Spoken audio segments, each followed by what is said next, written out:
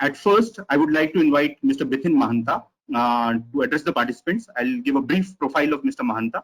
Mr. Mahanta is an MBA and MA in economics, and he's also done his master's in public policy, specializing in the Asian economic policy. He joined SEBI in 2002 and has worked in various departments like surveillance, investigation, and currently he is in charge of the cybersecurity cell of the market regulation department. So I would request Mr. Bithin Mahanta to begin with his presentation. Good evening, everybody. Bithin Mahanta from SEBI, and today I'll be speaking about cybersecurity and cyber resilience for securities markets. But at the very outset, I would like to thank NISM and ANMI for giving me this opportunity. And as mentioned by Mr. Khandelwal and Mr. Kadam, that though cybersecurity and cyber resilience have been the hot topic for quite some time, but it has again assumed relevance in the present context when most of us are working from home and most of us are using remote access. So in this scenario, cybersecurity and cyber resilience become increasingly important. So why do we mention cybersecurity and cyber resilience? Both of them are used almost interchangeably, but there's a slight difference. So cybersecurity talks more about the ability to protect and defend oneself. So cyberspace is nothing but the interconnected network systems and infrastructures. So cybersecurity basically means the ability to protect and defend. But whereas cyber resilience goes one notch above, and it demonstrates the ability to prepare for, respond, and recover from cyber attacks. So while cybersecurity is the ability to protect, cyber resilience is the ability to prepare, respond, and recover when a cyber attack has taken place.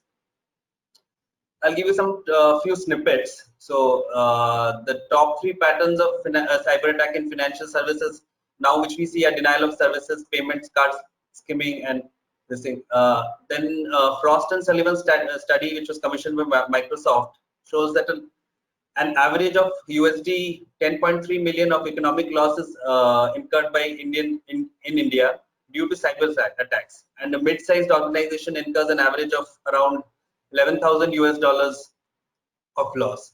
And the third snippet relates to the new method of using malicious mail attachment instead of URLs. Earlier we had seen the more provenance of URLs which we had to click and they would lead to infection of our systems, but now it is through attachments. The next slide is just a basic information as to how regulators are cracking down on violations observed due to non-compliance of cybersecurity. I give the example of Phillip Capital, which is a Chicago-based brokerage firm on which US Commodity Futures Trading Commission has imposed a penalty for violations of cyber compliance. Next, we go to the cybersecurity structure at SEBI.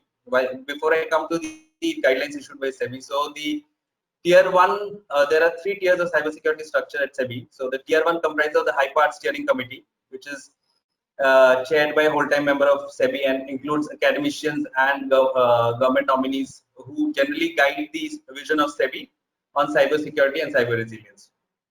The Tier 2 is the Cybersecurity Center lab, which is not yet functional, which will be known as the Cybersecurity Fusion Center, and the Security Operations Centers at respective MIS, for which SEBI has issued guidelines.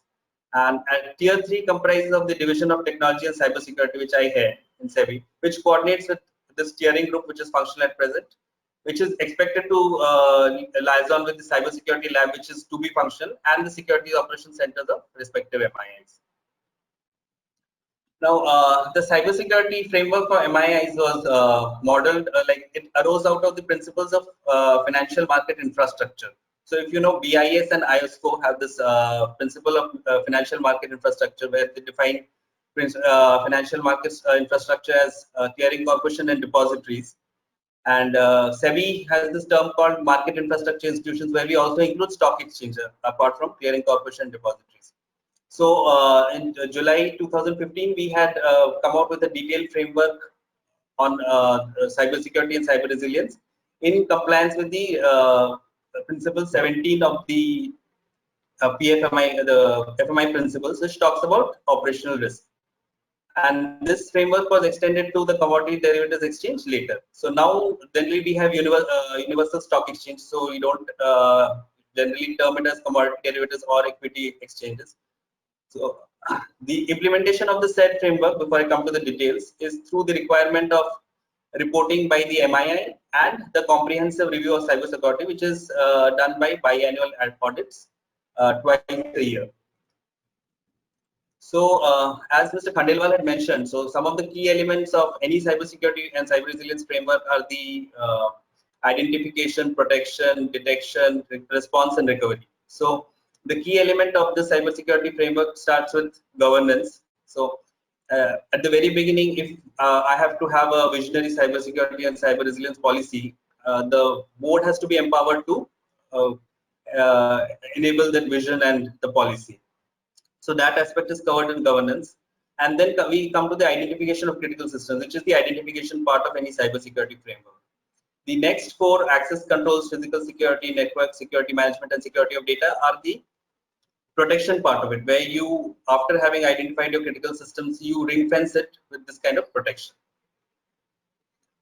Hardening of software, application security and testing, patch management, disposal of systems and storage, and vulnerability assessment and penetration testing, which is in short known as VAPT, are also part of this protection thing. So if you see, most of the areas of the cybersecurity framework relate to protection. So protection is a very important part of it. Then we come to, once we have protected the systems, then we come to the monitoring and detection of cyber events. So monitoring and detection is very important, because after you have protected and after you identified the critical systems, we have to be on watch for 24/7 into 365 to monitor and detect cyber events, because as you know, attackers and hackers are always on the play. So they are constantly targeting the systems. Then once, as I mentioned, response and recovery, which is a part of the cyber resilience. Once you have been attacked, the response and recovery aspect of the guidelines help you to respond to the attack and recover at the earliest. So we have recommended an RPO of that is the recovery process, this thing of 4 hours, and we have also mentioned certain. And in this response and recovery, we have also enabled, we'll come to that slide later, cybersecurity operation centers at the MI, stock exchanges, clearing corporations, depositories, which are primarily involved in the monitoring, detection, response, and recovery for stock exchanges. Then the next important element is sharing of information. So what happens is various organizations are attacked. So one has to learn from the attacks and the format of attacks and the details of attacks of other information. So we'll see in the next slide that we have enabled an intranet portal where we have enabled MIIs to share information about their attacks, which will then be shared across stock exchanges, clearing corporations, depositories in an anonymous manner. And a very important part of it is also conducting periodic training, because this is a very dynamic field, and the sooner that we enable people and we upgrade the skill sets, the better, because the scenario is changing day to day. And last but not the least is the periodic audit. So once I have implemented this guideline, so how do I know that everything is in order, whether all the implementation is proper? So that is done through a periodic audit. And as I mentioned before, initially SEBI had prescribed the cyber audit through the system audit itself, but then we carved it out and made it a biannual affair, which is conducted 2 times a year by certain empaneled auditors. So the other initiatives taken, I'll just take you briefly through this. These are, we have issued advisories to MIIs on various cybersecurity measures from time to time, sometimes on at the behest of certain, sometimes at the behest of NCII-PC, and also other government organizations. And as I mentioned to you, a secure intranet portal has been created for information sharing and also for acting as a repository of cybersecurity incidents. Then we have a national body called the National Critical Information Infrastructure Protection Center, NCII-PC. So we have forwarded the names to the NCII-PC to declare these all these MIIs, that is the stock exchanges, clearing corporations, and the depositories, to be termed as critical information infrastructure. And the next stage, that is NCII-PC, identifies their critical systems. So that is, so for some MIIs it is completed, and for some MIIs it is going on. We have also shared a database of cyber threat vectors and cyber attack scenarios, which was created in collaboration with MIIs. And this database is constantly updated by the MIIs, and the cyber attack scenarios which are created in these as a part of this database also has the response as to how MIIs would respond to these cyber threat vectors and the attack scenarios.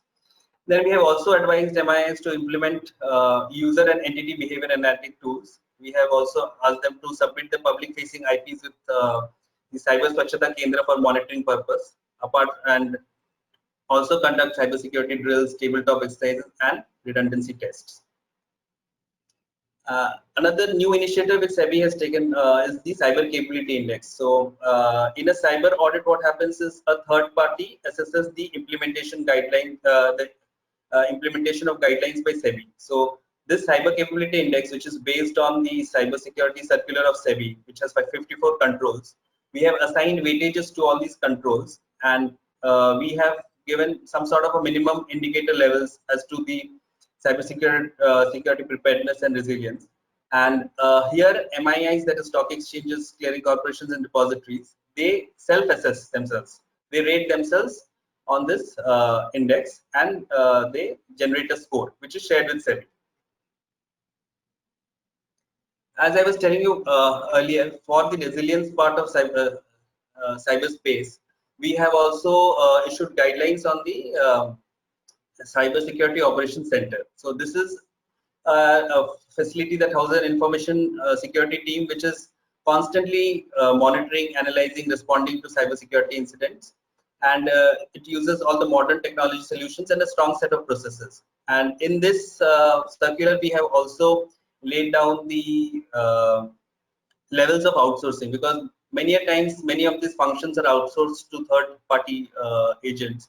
So it is very important to lay down the guidelines for outsourcing. So we have created 4 levels, and the basic functions have been enabled to be outsourced, but ultimately the responsibility of the overall functioning of this operation center is rests with the MII.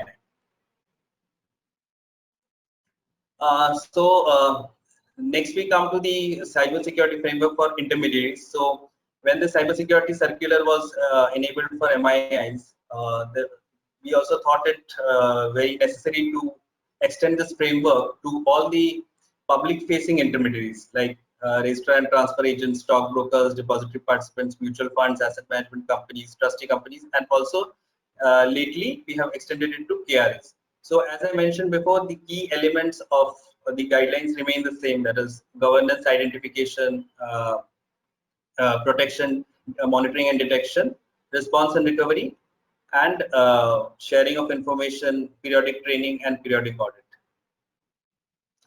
Then we got a lot of representation from the intermediaries, because some of the, as you know, the cybersecurity framework and implementing the entire set of guidelines could be quite onerous, and there's a huge cost factor involved in creating an SOC which will monitor the implementation of the guidelines. So accordingly, we had decided that the market intermediaries may utilize the services of a market SOC. So we had enabled the MIIs to set up 51% held subsidiary, minimum 51%, with the objective of providing such cybersecurity solution to intermediaries. So I think a few MIIs have set it up also. And in each of these guidelines, which is very important, why I'm mentioning this is because this is one of the things through which one can, like SEBI can exercise oversight, is submission of quarterly reports. And quarterly reports relate to cyber attacks, threats, incidents, etc. Which is, and the format of reporting we have mentioned in the SEBI circular. And this is whereas for the stock exchanges, clearing corporations, and the depositories, we have specified a biannual audit. For the other intermediaries, we have restricted it to annual at present. But for brokers, for type 3 brokers, we have commissioned a biannual audit for them, because they are the ones who are using sophisticated tools like algorithmic trading, etc., to place orders. That's all. So if I will be happy to take questions, as and when they come. Thank you, everyone. Thank you, Mr. Mahanta. Thank you for making us aware about the regulatory framework which SEBI has laid down. And you have very well explained the difference between the terms cybersecurity and cyber resilience. One is that cybersecurity pertaining to ability to protect, and cyber resilience, that is to recover and respond. You also touched upon the three-tier cybersecurity structure which SEBI has defined, and you mentioned about the principle 17 of the principle of financial market infrastructure, and the learnings that the intermediaries have obtained from say confronting a cybersecurity attack is to be shared. And one aspect which was new to me was the cyber capability index. Thank you for your exposition.